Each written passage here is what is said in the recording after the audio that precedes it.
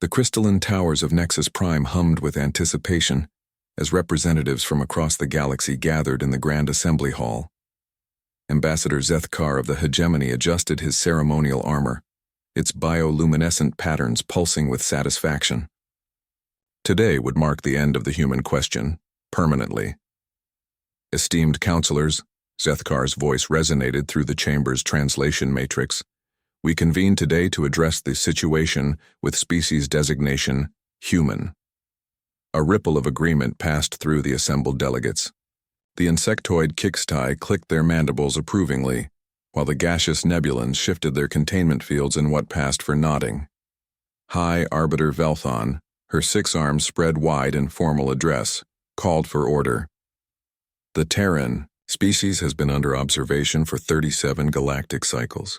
Present your findings, Ambassador. Zethkar activated the holographic display, showing Earth's blue marble suspended in space. Humans possess no natural armor, no venom, no telepathic abilities. Their technology is primitive. They still use projectile weapons and chemical propulsion. They're confined to a single world and 3 small orbital stations. He paused for dramatic effect. Most damning of all, they wage war upon themselves with disturbing frequency. Counselor Thrix of the warrior caste leaned forward, her scales rattling. You suggest they pose no threat to galactic order? None whatsoever, Zethkar replied confidently. Their submission to hegemony rule will bring peace to their system and profitable mining rights to Terran resources.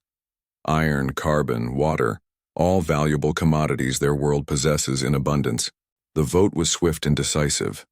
Only 3 minor species abstained. The rest voted unanimously to demand Earth's immediate surrender. Admiral Sarah Chen read the transmission twice before setting down her coffee with deliberate calm. Around her, the bridge of the UES Defiance maintained its steady hum of activity, officers monitoring sensors and communications with practiced efficiency. Ma'am? Commander Rodriguez approached cautiously. Orders? Chen studied the alien text scrolling across her screen. 72 hours to surrender unconditionally or face pacification. She almost smiled. Signal the fleet, Commander.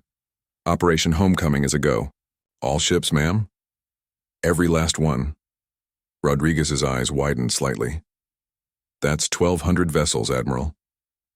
I'm aware of the count, Commander. Chen stood, straightening her uniform.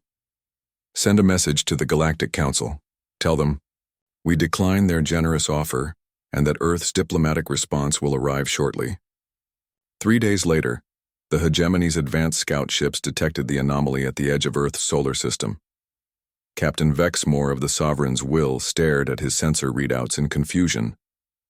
Subcommander, verify these readings, he ordered, his voice tight with disbelief. Confirmed, sir. Massive gravitational distortions detected. Energy signatures are unprecedented. The main display flickered to life, showing the dark space beyond Pluto's orbit. Then, one by one, they appeared. Ships, hundreds of them. Massive. Vessels that dwarfed anything in the Hegemony fleet, their hulls gleaming with unknown alloys. They materialized from what appeared to be folded space, each emergence sending ripples through local space-time. By the 7 suns, Vexmore whispered. Where did they come from? His communications officer's voice cracked slightly. Sir, we're receiving a transmission from the lead vessel. It's in perfect hegemonic. The image that appeared on screen was decidedly human. A woman in a crisp military uniform, her expression politely neutral. Greetings, Hegemony vessel. I am Admiral Sarah Chen of the Terran Defense Fleet. I understand you have business with Earth. Vexmore found his voice. Admiral, your vessels. Where did they originate? Chen's smile was razor thin. Oh, these old things. We built them in the asteroid belt. Took us about 30 years, but we're thorough when we commit to a project. She gestured off screen. This is actually just our home defense fleet. The exploration and colonization fleets are currently elsewhere. The tactical display updated continuously as more ships appeared. Destroyers, cruisers, massive dreadnoughts that stretched for kilometers, carrier vessels that disgorged swarms of fighters like metallic locusts. "You see, Captain," Chen continued conversationally, "the thing about humans is that we don't like being threatened. We've spent the last 40 years preparing for this conversation." Her expression hardened. "Your council seems to have missed a few things in their assessment." Back on Nexus Prime, the emergency session was chaos. Delegates screamed over each other in dozens of languages while the holographic display showed the impossible: over 1,000 human warships holding position at the edge of Earth's system. "How?" Zethkar demanded, his earlier confidence shattered. "They barely had orbital capability." High Arbiter Velthon silenced the chamber with a gesture. A new communication was incoming, directly from Earth. Admiral Chen appeared before the assembly, her image crystal clear despite the impossible distance. "Honored counselors, I believe you wish to discuss terms." "This is impossible," Thrick snarled. "Your species lacks faster-than-light capability." "Did we?" Chen asked mildly. "Funny thing about human nature. We're excellent at keeping secrets when our survival depends on it.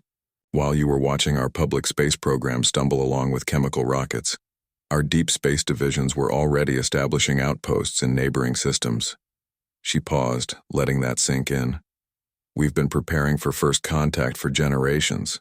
Your surveillance was adequate for monitoring our civilian populations. You missed the shadow fleets entirely." Zethkar's voice was barely a whisper. "How many ships?" "Enough." Chen's expression didn't change. "The question now is whether this ends with diplomacy or demonstration. We'd prefer the former, but we're prepared for either." The chamber fell silent. On the display, Earth's fleet waited with predatory patience. Finally, High Arbiter Velthon spoke. What are your terms?" Chen smiled, and for the first time it reached her eyes. "Simple. Formal recognition of human sovereignty over our territories, establishment of diplomatic relations between equals, and mutual trade agreements." She leaned forward slightly. "Oh, and perhaps next time you might want to ask before you make assumptions about a species' capabilities." The vote was unanimous.